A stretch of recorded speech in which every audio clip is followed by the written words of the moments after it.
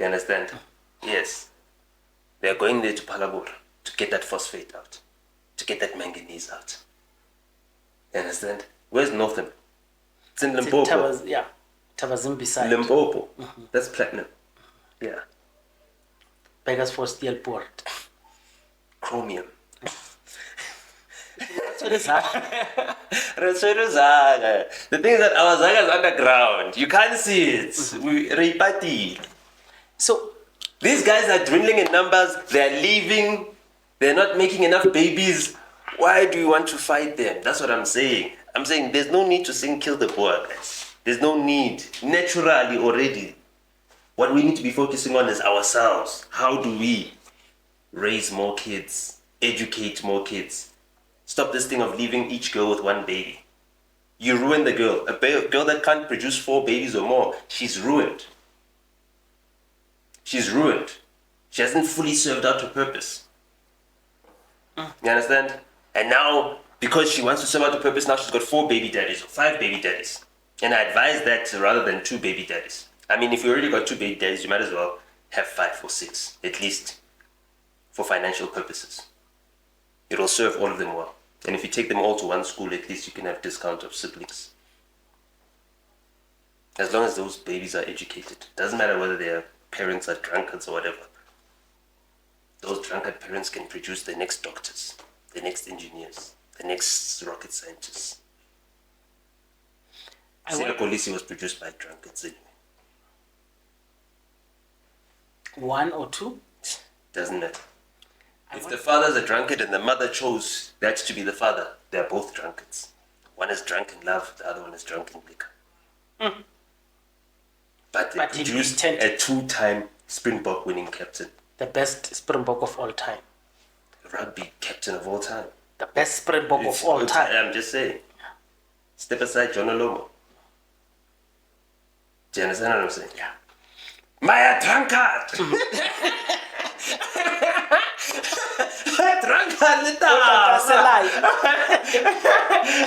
I want us to talk about just think about that. The thing is, this is that we look at all these things. We see the drunkard in our township and everything else. Those are the dogs we were talking about earlier. Their ears are ringing. Yeah, so I'm just saying, this drunkard that you diss, this uncle, whatever, he could be the father of the next opera singer, the next Pretty Yende. Yeah. Yes. She could be singing for the king. But her father was a pauper. So I want us to talk about like emancipation and, maybe development of African people, like the things that, is it in the culture, the way we do things, or is it really because the system was designed to stop our progress? There's an organization that is just started called SHANGAANS. So I don't agree with that one.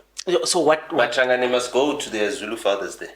So they're saying they're not part of us. They were conquered by the Zulus. Shangaans are Zulus. Yes, they speak our language. Yes. So what they are saying is, NOTA BALOYI, they've spent a lot of time spending time pointing each other to say, but we even live far away from each other. Yeah, but what they're saying is they've just decided, Ntsako Shubambu is one of the founders there. Okay. He's Tsonga. Yeah, he's Tsonga. And they have decided to say, let's bury the hatchet, let's unite. Those few differences must not, So, it's a big difference. They are part of another kingdom. They are part of the Zulu nation. They must go and be part of their nation. But we must allow it. It's a settled matter. Yeah. They lived under a Zulu king. Do you understand what I'm saying? It's a settled matter. We cannot now resettle them amongst us because they belong to another people and they need to contribute to that other people and they need to unite with that people as well. Because when you unite with them, that people, you connect, not just KZN, Pongola, Mpumalanga, Swaziland, Limpopo, Mozambique. Not even Limpopo side. They're more in Mpumalanga side, Hoedspruit, Ekenhoek, Bushbuck Ridge, all that area. All the way up to Swaziland, Mozambique, Malawi, and then to the bottom of Tanzania. Eastern Limpopo and That's Eastern everything. Zimbabwe. Eastern Limpopo, Transvaal, yeah. Mpumalanga. Yeah. All the way up until Tanzania. In the south, where there's Maasai is. You understand what I'm saying? So you bring them as part of a larger group. The same way the ones that are in Zimbabwe must decide for themselves whether they are going to, be colonized by the Shona forever or not. Because that's what happened. The Shona collaborated. They created a tribe or a nation out of different tribes, the Kalangas and whoever else, the Tongas, and they created this Shona group. And now this Shona group, because they're in the majority, they were then sent to resist the Ndebeles, who were fighting, who resisted colonization. Is it true the Shonas did not even, they were colonized without putting up a fight? They didn't put up a fight. They were created. There was no such thing as a Shona person. There were different groups. It's just like if you take SHANGAANS, Tsongas, and Vendas, and then now you call them Gazas. Now they are Gazas. And now you send the Gazas to attack Koshimambur, Koshish Kukun, and the Bedis, and Molechai. Are you hearing what I'm saying? Yes, it's the exact same situation. So had that situation then happened, then now the Gazas would now rule over, let's say if it's Greater Limpopo, let's just say, the Gaza would now rule over NDEBELE, Amlechane, they'd rule over the Bedis, they'd rule over the Tswanas down from Tawazimbi all the way to Zira's side. Yes. You understand what I'm saying? Yeah. So that's the Zimbabwe situation. So those guys they call themselves Mtwagazis. They must decide whether they're going to go for self-determination, they're going to go to the United Nations, they're going to apply for self-determination, they're going to separate themselves from Zimbabwe, which is something that is possible because they occupy a geographic region within Zimbabwe, right? Or they're going to continue being this minority that's underrepresented in a country that is forcing a fictitious tribal identity into a cultural hegemony that has got no true indigenous roots.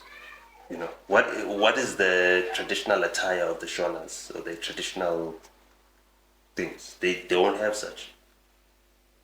but Bumtwagazi they have. Yes. Bumtwagazi are actually, Bumtwagazi are actually Zulus in Mtwagazi because they call Ndebele land Mtwagazi by themselves. At the Munyati River, that's like the physical boundary between Mashona land, and so they call themselves that. And the attempt has been when NOTA.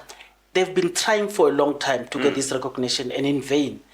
Same way because they're not asking their brothers down south for assistance.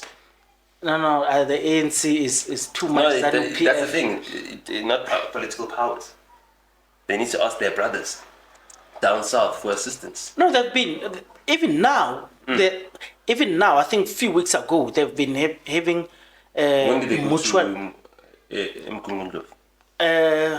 I've got pictures, but I'll share it with you. So they went there. They do, yes. The Mtwagazis, they've got a link. Remember, they're even in Malawi and stuff. They do have a link. Ngonis, Yes, I think the problem now is because of the current situation. Go Mrs. Zulu by the dog. I think by the dog is having stability issues with his family and stuff. That's why it doesn't. But what I wanted to say is Barotse in above the Bumtwagazi. Not betrayed, but they were ignored by Kenneth Kaunda, who said after this dispensation, what we're going to do, we're going to unite the whole country. And when independence came, that's what they believed. Remember Barotse ke baluti ba bolela Spedu tshwana le nna ke sna le Setswana. Wa bona the previous not just only what's the other one, the Ling